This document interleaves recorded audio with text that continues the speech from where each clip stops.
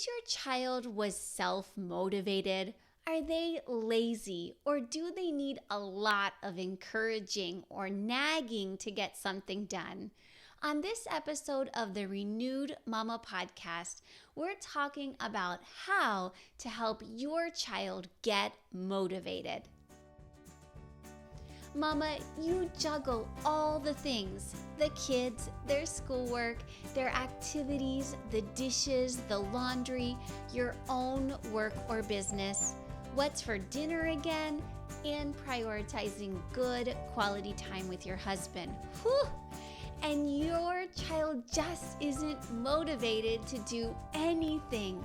You are nagging your child to take out the garbage, to put their dirty socks in the laundry, and to clean up the Lego. Even in the middle of it all, you can stay renewed. You can think right, speak right, and respond right. I'm Kimberly Mutar, and I help mamas like you stay renewed. Let's find out how you can help your child get motivated and stay motivated. Let's go. If you are in a place where you can grab a piece of paper and take notes, perhaps you're watching or listening while you're folding the laundry or doing the dishes, I would love for you to take notes. If you're driving or walking, just take mental notes. When this episode is all done, I want you to have a plan specific to each child as to how you can help them get more motivated. When you have a piece of paper out, on the paper, draw a circle or a box for each child of yours, school-aged or not. A box or a circle for each child. Write their name at the top of the circle or the box, still giving yourself room to write inside. And as you listen or watch this episode, I want you to think of each child and write down the things that motivates each of them, each individually. Any question you need to ask them or anything you need to say to them personally.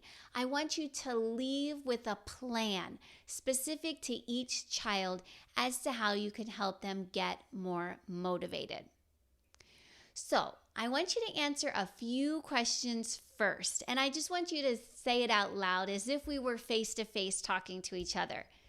Tell me first, where does your child struggle with motivation?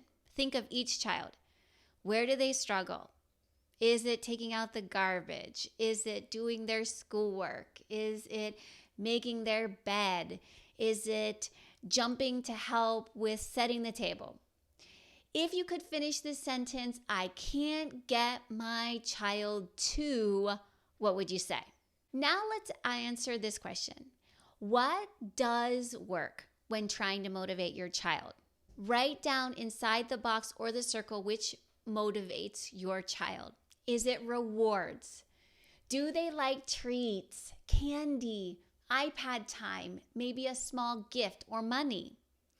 Maybe they are motivated when they say, if I get this grammar page done, then I'll have a snack. Are they motivated by results? They like the results that come, like maybe getting better at something or having a clean room. An example of results would be, if I get my schoolwork done early, then the whole rest of the day is mine to do what I want. And they like those results.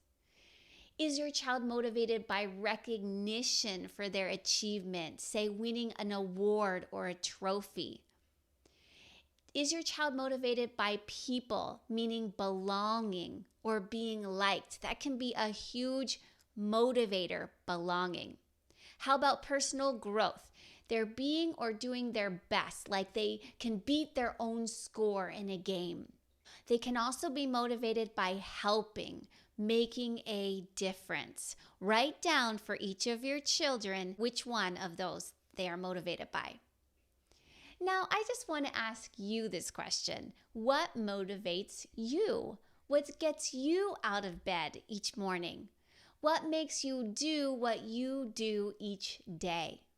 How about this question? Have you ever felt unmotivated before? Ever procrastinated before? Maybe scrolled social longer than you should have, or you chose a movie and popcorn instead of tackling the to-do list. Is that wrong? No, it's not wrong. But can we expect our children to always be motivated? No. If we're not always motivated, neither will our children be. Sometimes motivation comes easy. Our children are excited. Maybe it's a new challenge, a new thing to try, or something new that they're interested in, and they are full of energy. But other times they could be distracted. Why are they less motivated or not at all? It could be that they don't know what is expected of them. The instructions are not clear. They say, "What did you say, Mom? What did you want me to do?" And that's when you get to ask yourself, are my instructions not clear enough? Do they know what is expected of them? Have I communicated that well? Or maybe the task looks too daunting. They don't even know where to start. You tell them to clean their room, and they walk in and they say, "What? This room?" Because it's such a mess. It's just easier to sit on the bed and play with a toy. So start with one simple task, like clean under your bed this morning. All they have to do is clean under their bed. Make sure that your expectations are realistic. If they're unrealistic, they could be not motivated. So break it down into small, bite-sized, doable pieces that are clear and realistic. I mean, how many times have you said, like I have said, "I am going to get all 18 things done on my to-do list," and you only end up getting 2 of them done? So think of each of your children. Do any of them need small, realistic assignments, doable tasks? Do you need to be super clear on your instructions? The good news about motivation is that all of us have an innate desire to succeed. No one wakes up saying, "I want to fail today." We were created to thrive, to succeed, to win, to create, to explore, to play, to solve problems, and to be happy doing it.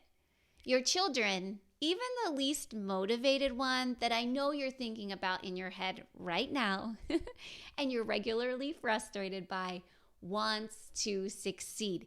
You just have to remember that children have a different perspective than us adults. They're looking through different lenses, kid lenses. Write down which one of these is your child. Their lenses say fun. If it isn't fun, I don't want to do it. The fun lens is totally okay because they're kids. I think we need some more fun in our lives, right, Mama? Their lenses may say winning. If I don't win, I don't want to play. Their lens could be helping.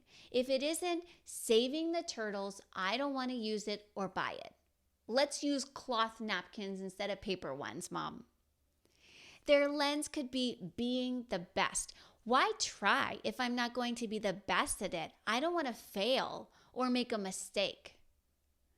Their lenses could say, it's better with friends, or I want to do this on my own. I don't need help. Their lens could say, I don't want any problems to be marked wrong on my paper. I want to get them all right. These are all motivators. You get to learn what motivates your child most. One or two or many of these things would motivate you too, Mom. You just have to be an adult, got to be responsible, have children to take care of, a house to run, and money to make. Or I've paid for the extracurricular activity and you've got to go and like it. Perspective now.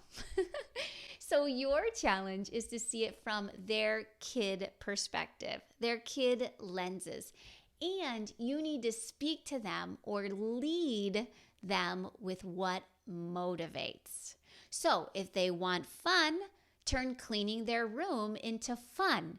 Add games to your homeschool time. I encourage you to look back to the episode, Goodbye Boring, Hello Homeschool Fun and Eager Learners. I'll leave the link in the show notes. If they want to win, then challenge them to a race. You'll clean the bathrooms and fold the laundry if they'll take out the garbage and unload the dishwasher, and then we'll see who finishes first. If they're all about helping, you can say, I could really use some help. I know that on my own it will take me a while to do this, but together we can get it done faster. And then you can play iPad. Are you willing to help me? We're still talking about seeing it from their perspective. And we may say, you need to know this for life. This will help you when you are an adult.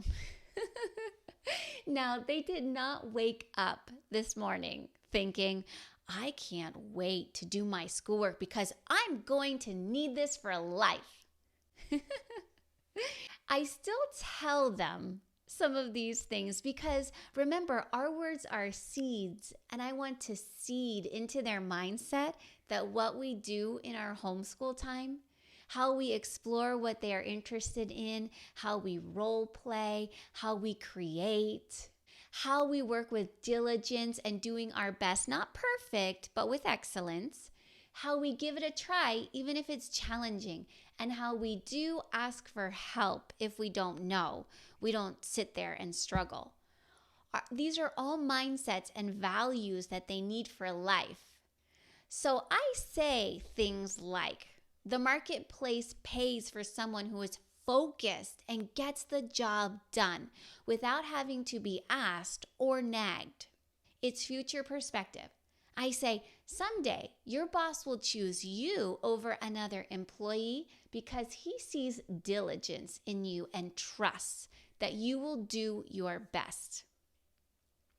I say, someday, Miss CEO of your own company, you will lead a team that is willing to try new things, even if it's hard or challenging, because you are willing to do that now. You know what you'll need to know for life that's even more important than long division? Don't hear me wrong. You've got to know long division. It's being willing to ask for help. You don't need to do life or your job or your business all on your own. Ask for help. Surround yourself with a team of people who care about the same thing as you and work together to win. Are you saying these things to your children, or are you saying, you just gotta do it? Stop complaining. You are spending more time whining about it when you could have it done already. Okay, we've all said that, haven't we? Try to see it from your child's perspective while painting a picture for them of their future and why what they do today is good for their future. It's like what I tell my son Jonathan, who plays hockey. The drills that he does at practice, the movements, the techniques, how they fall properly, how they pass, how they communicate, are all skills needed in a game. And the drills are important because they're creating muscle memory, they're creating a habit, and they're creating good teamwork that will come more naturally then in a game. It's the same for our children and their schoolwork. As they stay faithful to the task, as they push through the hard stuff, as they have patience when they need to practice again and again, it's building the endurance muscle, the diligence muscle, the not giving up muscle that they'll need as they grow up and become adults. Another thing that will increase motivation is to encourage them to assess their own performance. We say, wow, that was amazing. You did a great job. I'm so proud of you. And this is all fine to say. They want to hear us sing their praises. But the next time, start getting them to assess their own performance by asking questions. Questions like, how did you do? How do you think that went? On a scale of 1 to 5, 1 being, this is really hard, and 5 being, awesome, I can do this. Where are you at with this long division? What should we do to help you get to a 4 or even a 5 someday? Ask, what will you try to do next time? What will you work on for the next game? Is there something you need to refine or get better at? If there is one gift that you could give your children today, it would be your words, chosen carefully and spoken well. The words you speak today are like seeds planted in their hearts and minds. These word seeds will sprout and bear fruit in their life as they grow and become adults. Use Speak Life badges, sticker award badges, along with suggested scripts or words you can say in the situations you encounter with your children. These scripts are designed to help you to speak to your child's individual personality, to break lies they may be believing, and to help them to grow up with a truth-filled mindset. Get them today at speaklifebadges.com. Let's talk for a moment about your words and how they matter when motivating your children. How many would agree that when we say things like, you've got to work harder, you've got to study harder, that this does not motivate our children? I mean, work harder? Ugh. Study harder? No way. That's not fun. You know the morning rush out the door? How many know that when you tell your kids, hurry up, move faster, we're going to be late. What's taking you so long? Why aren't you dressed yet? I'm leaving without you. You know, all those things that we say as we tornado through the house, it's like they move even slower, don't they? There's a lot of things that we say as mom and dads that don't motivate. And here's one. I believe in you. You have what it takes. This is nice to say. I'm not telling you to stop saying it, but I am telling you to tell them what it is that they have to succeed, meaning be specific. You are growing stronger each time you're on the ice. I can see you listening to your coach's instructions and doing it. I'm really proud of you. You aren't lazy with your drills. As you take them seriously now, you are building muscle memory and foot memory so that when you're in a game, you naturally do it. Do you see how I was specific with those words? You have to be specific with your words. Think to the times when you feel overwhelmed, like there's so much to do and there's no time to get it all done. It's hard sometimes in that moment of overwhelm to see it finished. Somehow it gets done and you've gotten those things done in the past. But the to-do list and the should have done this already is speaking louder right now than the calm assurance that it will get done, right? And saying, you can do it, I believe in you is nice, but it's not practical in that moment, right? Not that moment of overwhelm. And it's the same with your child. When they're sitting with their math book, they've erased the paper so many times that there's now a hole in it, or they've just stared into the distance because they have no idea how to do it, or there are tears, and I give up. Saying, you can do it, I believe in you, is not enough encouragement or motivation in the moment. So be specific with your words. Say something like, let's take a pause with this math. Do you remember last summer when you really wanted to add to the tree fort and you wanted to nail new boards to the tree to climb up the tree instead of using the ladder? It was hard work, wasn't it? It was like the nails didn't want to go in. But did you do it? And the rest of the summer, you didn't need to use the ladder. That same perseverance you had with nailing those boards in, that not giving up, I admire that so much about you. Well, that same perseverance is needed right here with your fractions.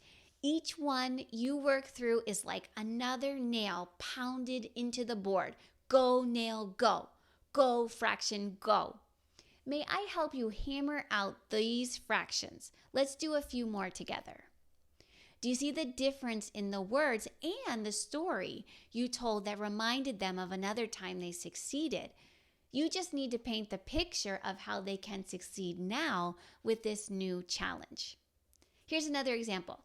Let's say they have no desire to help. Do I have to? Each time you ask them to take out the trash or walk the dog.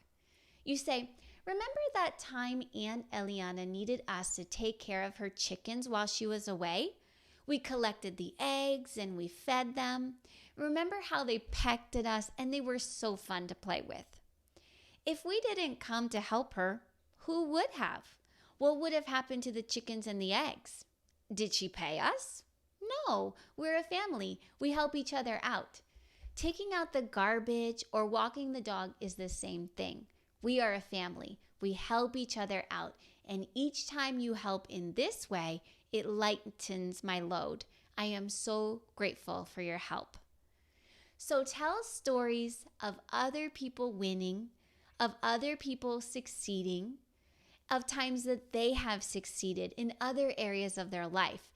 It really helps to build belief that they can do it too. Do any of your children need to hear stories in order to motivate them? If so, write stories in their circle or their box. Speak Life badges will help you to pair your words with a sticker award as you motivate and encourage your children. There are scripts or suggested words that will help you, guide you in what to say if you feel like you've tried it all and you still don't know how to get through to your child or what to say or do next. There's also This Mama's tips or what to do now suggestions. These scripts are word seeds that will help break any lies that your children are believing, like, I can't do this, it's too hard, or I don't want to make a mistake, so why even try? Are you finding these suggestions to be helpful in knowing how to motivate your children? Let me give you a few more motivational tips. Don't do everything for them. Don't go behind them and fix what they have done. I have to stop myself because I like things done a certain way. I have to tell myself, Kimberly, don't fix it. Don't pick it up for them. Ask yourself, is it adequate? Did it lighten my load? Their way may be a great way too. Acknowledge that. Or you can ask, is there more training or instruction needed so that it is done correctly? Or were my instructions unclear and I should re-explain it? Did they do it without being asked? And that needs to be praised. You can evaluate that, but don't do everything for them. Train them well. Even if it feels like it takes longer, it only does at first, but it's possible to have children who help and do things without being asked. Write down what you no longer need to do for your child. Put it in their box under their name. You can also give your children a chance to have a say or to have a part in the decision making. They feel like they are in the driver's seat instead of us dictating what they do. If you like to-do lists, you can say, family, these are the things that we need to accomplish today. Say it's a Saturday morning and the house needs to be cleaned. You can write or draw out the to-do list. When my children were little, I would draw like a picture of a toilet or a vacuum cleaner or a shirt for folding the laundry. And you can say, we need these things done before whatever motivates, iPad time, or before skating time, or before movie time. Pick what you want to do and when you want to do it, but we can't have iPad time unless this is all done. Write down where you can let your children have input and make the decision for something. Where can you let them take charge with your guidance? You can also relate what needs to be done with what they're interested in. For example, they like space, so count the planets, count the stars, make word problems, or write fun, imaginative stories about living on the planets. If they like planting things, make a garden box. You can measure, cut, hammer. You can calculate the volume of dirt that's needed. You can get the seeds and talk about the process of a seed that it goes through when it's germinating and sprouting. I know that you're already doing this. I'd love to hear actually how you have done this in your homeschool time or on your weekends. What interests have your children had, and how do you incorporate math or reading or writing into it? Now, look at your notes page. How are your boxes or your circles for each child? Have you discovered what best motivates each child of yours? Did you write down what words you need to say or stories you will tell to remind them of the times they've been motivated in the past? That same motivation is needed now in this new challenge. In the areas where they're showing the least motivation, what can you relate to it that they are interested in? Where can you involve them in the decision making? Or what do you need to stop doing for them? Where do you need to be specific with your words of encouragement? I sure hope that this was helpful in giving you some practical suggestions for how you can get your children motivated. Mama, if you need help being intentional with your words, in what you are thinking, in what you say to yourself and to your children, and in how you respond, if you feel like you're tired of nagging, just doing the task because it's a whole lot faster if you do it anyway, or if it frustrates you that your child is lazy, don't wait another minute to do one of these two things, or better yet, do both. Number one is go to speaklifebadges.com and get a Speak Life Badges sticker book. Choose between the I Am Special, I Am Priceless, and the I Am Smart, or you can get all three. And then start using the scripts to help you to know a better way that you can speak to your children. Reading the script will give you time to calm down, to put aside the frustration, and to come to them with a heart of teaching and keeping the relationship whole. And then giving them the sticker badge that they can wear to remind them of who they can grow to be, even though it's not there yet, will get their attention and be a new, fresh way to handle those teaching moments.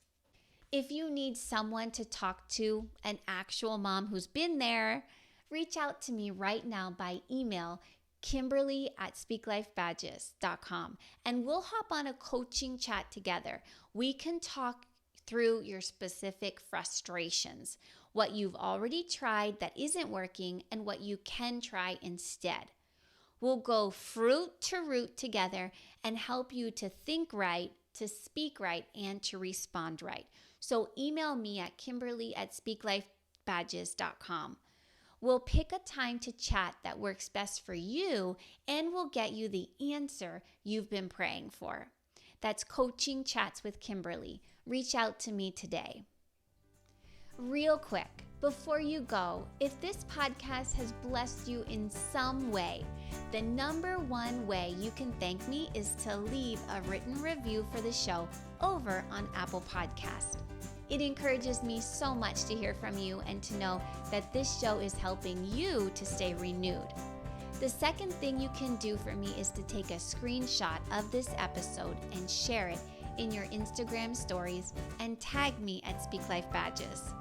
Or you can DM another mama you know who needs to hear this truth so that they can help get their children motivated too. All of my love to you. I'll see you next time. Austin the Hedgehog is bringing mailbox fun to your kids. Your children ages 3 to 13 can receive mailbox surprises like activity postcards, happy birthday cards, stickers, crafts, recipe cards, coloring pages, puzzles, special gifts like the I Am Loved journal, a tumbler, Austin's matching happy birthday toque, and so much more from Austin the Hedgehog, straight to your mailbox with their own name on it each month. All teaching life lessons such as helping, using time wisely, how to monitor their own screen time, how to choose the right friends.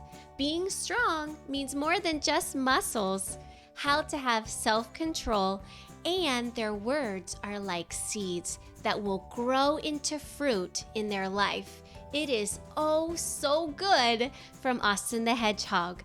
2 subscription levels are available. Register your children today at austinskidsclub.com.